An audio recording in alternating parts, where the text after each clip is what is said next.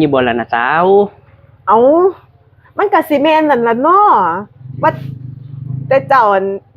ติดขัดอีหยังอยู่บ่กับบ่ติดขัดอีหยังแล้วคันสั่นข่อยสิไปเก็บของมาอยู่น้ำเจ้าเด้อฮะแต่เมียบ่อยู่นำนี่วะชีวิตนี่มันร่าเริงขนาดเลยอยากไปไสก็ได้ไปอยากเฮ็ดหยังก็ได้เฮ็ดมื้อนี้เฮ็ดหยังดีวะมื้อนี้วะ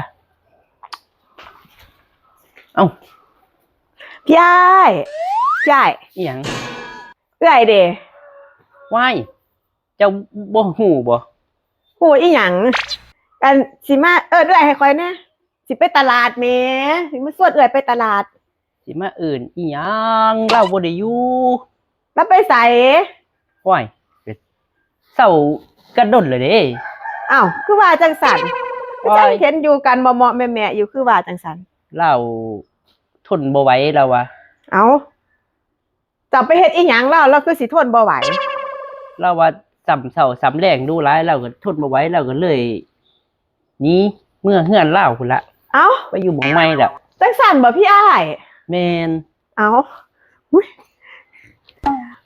อันนี้ย้อนซ้ำเช้าซ้ำแรงนี่บ่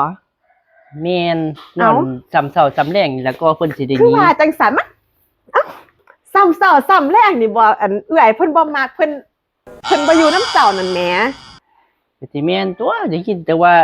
หนหวยจังซั่นจังซี่เพิ่นว่าบ่มักเพิ่นว่าเอ้าแสดงว่าเจ้าอยู่ผู้เดียวติสันก็อยู่ผู้เดียวล่ะบ่เ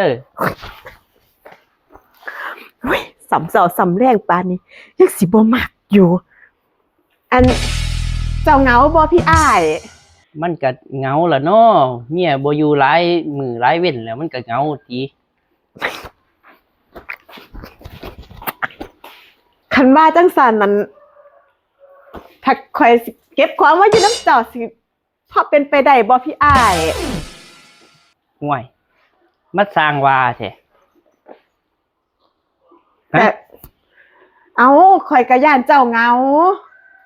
ย่านเหงาแม่นอยู่บ่ล่ะนะสาวเอ้ามันก็สิแม่นนั่นล่ะเนาะว่า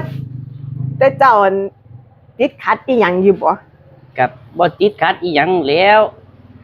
คันสั่นข่อยสิไปเก็บของมาอยู่น้ำเจ้าเด้อฮะเจ้าสิทนได้อยู่บ่ล่ะเฮ้ยเนาะหากว่าซ้ำเช้าซ้ำแรงปานนั้นแหมเจ้าทนได้แท้ตัว3เทื่อเพิ่นก็ได้มาเท้า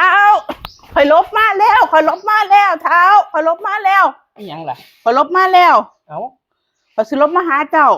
คือละหาเทื่อเขาก็ยอมเขาไปอยู่หม้องอื่นนั่นเทื่อเดียวก็บ่ได้เขาเทื่อแหน่ไปแม่อีนี่ไปอีหยังวะคือจังว่าเลิกกันไปล่ะเพราะเฮาสิเข้าเพิ่นคือเข้ามาก่อนเฮาบัดนี้